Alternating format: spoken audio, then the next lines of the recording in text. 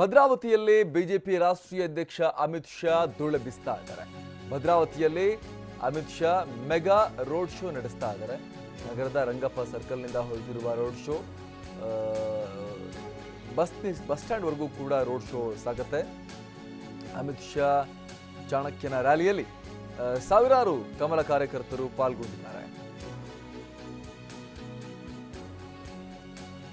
Bus stand ವರೆಗೂ ಕೂಡ ಈ ರೋಡ್ ಶೋ ಸಾಗುತ್ತೆ.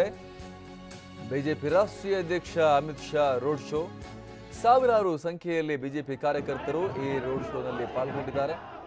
ರಸ್ತೆಗಳಲ್ಲಿ ಕೇಸರಿ ಪ್ರವಾಹ ಕಾಣಿಸ್ತಾ ಇದೆ.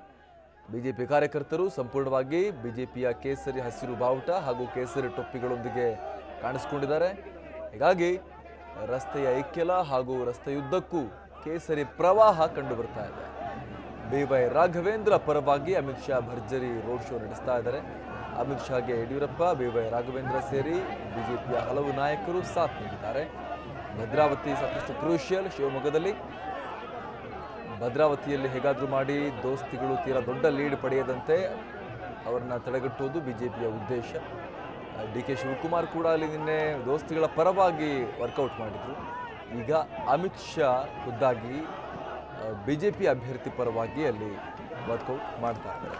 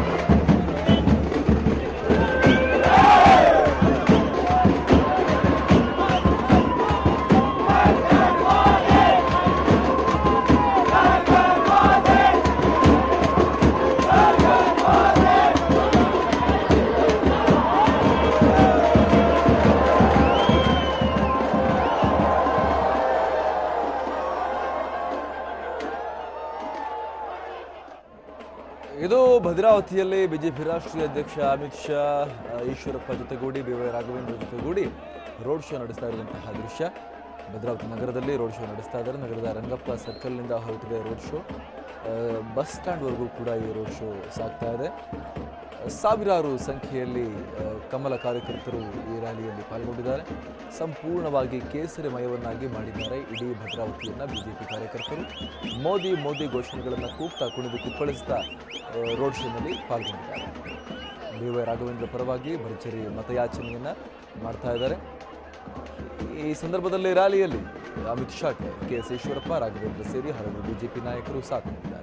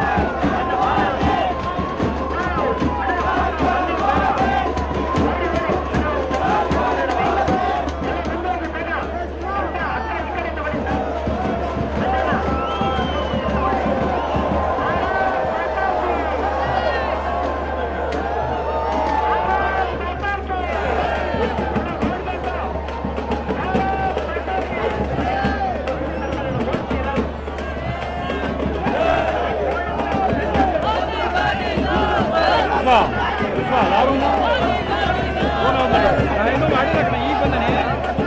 9:08ವರೆಗೆ ಇಲ್ಲಿದ್ದೆ ನಾನು. ರಾತ್ರಿ 3 ಗಂಟೆ